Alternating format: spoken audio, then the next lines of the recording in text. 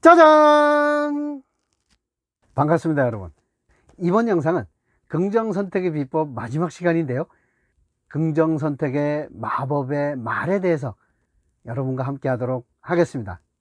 저는 긍정선택의 마법의 말을 고맙습니다, 감사합니다, 다행이야, 좋았어, 이 네 가지를 긍정선택의 마법의 말이라고 이름을 붙였는데요. 그게 긍정선택의 마법의 말인 이유는 두 가지인데요. 예를 들어가면서 설명을 드리겠습니다. 예를 들어서 아침에 출근하면서 접촉사고가 났다. 그럼 여러분들은 어떻게 반응하시나요? 욕을 하시나요? 아니면 감사하다라고, 이 정도면 다행이라고 생각을 하시나요? 자, 욕을 할 수도 있고 감사하다라고 이야기를 할 수도 있고 다행이라고 이야기할 수도 있을 텐데요. 먼저 욕을 하는 경우를 한번 생각을 해 보겠습니다. 욕을 하는 이유는 지금 일어난 사건, 접촉사고를 부정하는 겁니다. 지금 일어난 사건을 부정적인 사건으로 이름을 붙이는 거죠. 그러면 많은 사람들이 부정적인 사건이 일어나면 그 원인을 다른 곳에서 찾으려고 애를 쓰세요. 접촉사고가 났는데 그날 아침에 출근하기 전에 아내가 잔소리를 했다면 아내의 잔소리 탓으로 돌릴 수가 있는 겁니다. 아침부터 아내가 잔소리를 하더니 결국 접촉사고가 났구나. 그러면 그 다음에 또 어떤 일이 발생하나요? 아내와 관련된 일들, 아내와 관련된 사람들이 점점 더 부정적인 사람, 부정적인 일로 확대 재생산됩니다. 접촉사고 하나로 우리는 부정을 확대 재생산해서 더욱더 힘들고 괴로운 상태로 스스로를 몰아가고요. 만약에 감사합니다, 다행이야 라고 이야기를 하면 일단 부정을 확대 재생산하는 것을 중단할 수 있는 겁니다. 그러니까 긍정이죠. 두 번째 효과는요, 또 한번 예를 들어 보겠습니다. 여러분 손 위에 지금 노란 아주 잘 익은 레몬이 있다고 상상을 해 보십시오. 그리고 눈을 치그시 감으시고요, 그 노란 그 잘 익은 레몬을 레몬즙이 팍 터질 수 있을 정도로 한 입 크게 깨물어 보십시오. 깨물어 보셨나요? 눈을 뜨시고요, 레몬즙이 터지도록 한 입 깨물었을 때 여러분은 어떻게 반응하셨나요? 침이 고였나요? 레몬의 신맛 때문에 몸이 부르르 떨리지는 않으셨나요?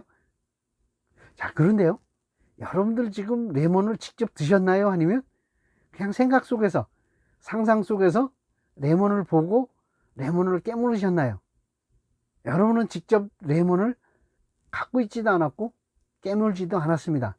그런데 생각만 하고 상상만 했는데 레몬을 직접 먹었을 때와 똑같은 반응을 하셨습니다. 무엇을 얘기하는 거냐 하면요, 우리 뇌는 사실과 상상을, 사실과 생각을 구분하지 못한다는 겁니다. 그래서 감사합니다 라는 이야기의 두 번째 효과는, 감사합니다 라고 이야기하는 순간 우리 뇌는 접촉사고에서, 지금 일어난 사고에서 좋은 일이 뭐였는지, 감사할 일이 뭐였는지, 무엇이 다행인지 찾기 시작하다라는 겁니다. 이래서 감사합니다, 고맙습니다, 다행이야, 좋았어, 이 네 가지 단어를 저는 긍정선택의 마법의 말이라고 말씀을 드리는 겁니다. 근데요, 여러분들이 이 네 가지 말은요 이미 다 배우셨습니다. 모든 일은 일어나는 이유와 목적이 있다 라는 영상에서 우리에게 일어난 일들, 특히 부정적인 사건들, 우리가 시련이라고 하는 것, 역경이라고 하는 것, 견디기 힘들다 라고 생각하는 것들이 일어나는 이유는 우리의 성장을 돕고 우리가 성숙한 인간이, 성숙한 사람이 되도록 돕기 위해서 일어난다 라는 말씀을 드렸습니다. 그리고 있는 것에 집중하라 라는 영상에서는 우리에게 있는 것 목록을 적고 그것이 없다라고 생각하는 연습을 했습니다. 나에게 있는 것이 없다라고 생각했을 때 우리는 그 있는 것이 얼마나 소중한지 우리는 깨달았습니다. 그 소중한 것이 얼마나 감사한 일인지 우리는 연습을 해봤습니다. 그리고 현재가 최선이다 라는 이야기를 드리면서요, 현재 일어난 일에 대해서 다행이야 라고 하는 순간 그 일어나는 일은 최고의 최선의 일이라고 했어요. 왜냐? 더 나쁜 일들, 더 악한 상황이 있을 수도 있지만 지금 일어난 일 정도만 일어났다는 거죠. 그래서 우리는 다행이야 라고 이야기하는 순간 지금 일어난 일에 대해서 감사할 수 있는 겁니다. 자, 우리는 세상에 좋고 나쁜 것이 없다 그랬습니다.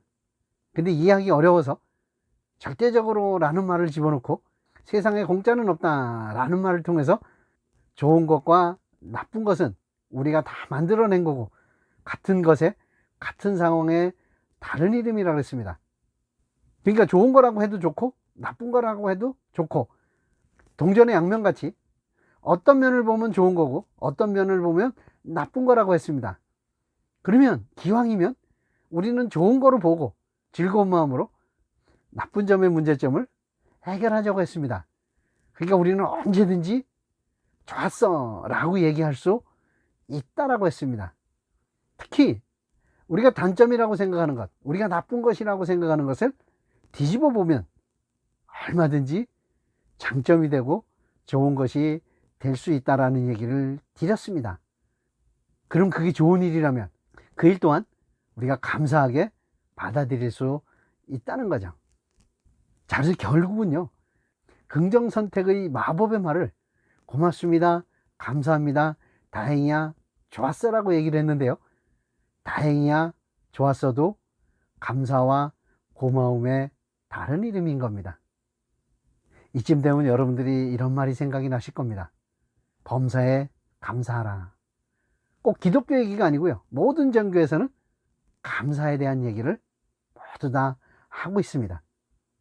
자, 우리가 그냥 감사하라, 감사하라고 해서 감사하는 게 아니라 지금 배웠듯이 우리에게 일어나는 일들이 모두 감사할 일이고 감사할 수밖에 없는 일이라는 것을 여러분들이 이해하시면 그냥 감사하면 되는 겁니다.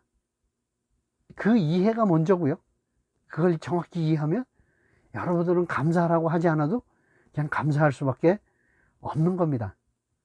또 감사할 수 있는 이유는요, 좋은 것과 나쁜 것에 정의를 내릴 때 좋은 것에 대한 정의를 이렇게 내린 적이 있었습니다.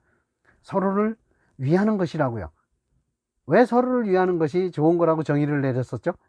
우리는 밥 한 끼를 먹기 위해서 수많은 사람, 수많은 존재의 도움 없이는 밥 한 끼도 먹지 못한다 그랬습니다. 그러니까 우리는 다른 사람, 다른 존재 없이는 생존 자체가, 존재 자체가 불가능합니다. 그러면 다른 사람이나 다른 존재 덕분에 우리는 살아갈 수 있는 겁니다. 그럼 다른 사람 덕분에 산다면 우리는 감사할 수밖에 없는 거죠. 사는 것 자체가, 일어나는 일 자체가 감사함 그 자체일 겁니다. 그리고 감사는 긍정이고요, 긍정은 우리에게 행복감을 줍니다. 그래서 감사는 행복의 다른 이름입니다. 감사가 행복의 다른 이름이라는 것은요, 제가 그냥 드리는 말씀이 아니고요, 과학입니다. 과학적으로는요, 우리가 감사함을 느낄 때 도파민이나 세로토닌, 엔도르핀 같은 행복의 호르몬이 분비되고 심장박동과 혈압이 안정되고 근육이 이완된답니다. 그래서 우리가 행복감을 느낀다는 겁니다. 그러니까 감사가 행복의 다른 이름이라는 것은 제 말이 아니라 과학입니다. 그리고 저는 어떻게 우리에게 일어난 일에 대해서 감사할 수 있느냐, 그 비법을 여러분에게 말씀을 드린 것 뿐입니다. 지금까지 우리는 긍정선택의 비법을 통해서 스트레스 없이 스트레스 덜 받는 이야기를 드렸고요, 다음 영상부터는요, 우리가 스트레스를 받는 이유는 우리에게 일어난 일을 받아들일 수 없기 때문에, 즉 우리에게 일어나는 일을 부정하기 때문에 스트레스를 받는다. 그래서 지금 막 긍정 선택의 비법을 이야기를 드렸고요. 그렇게 받아들일 수 없는, 부정하는 이유는 우리가 기대하는 대로, 우리가 원하는 대로 되지 않았기 때문에 받아들일 수 없고 스트레스를 받는다 그랬습니다. 그래서 다음 영상부터 기대와 우리가 원하는 것에 대해서 여러분과 함께 하도록 하겠습니다. 다음 영상 기대하셔도 좋고요. 다음 영상에서 뵙겠습니다. 굿바이 스트레스!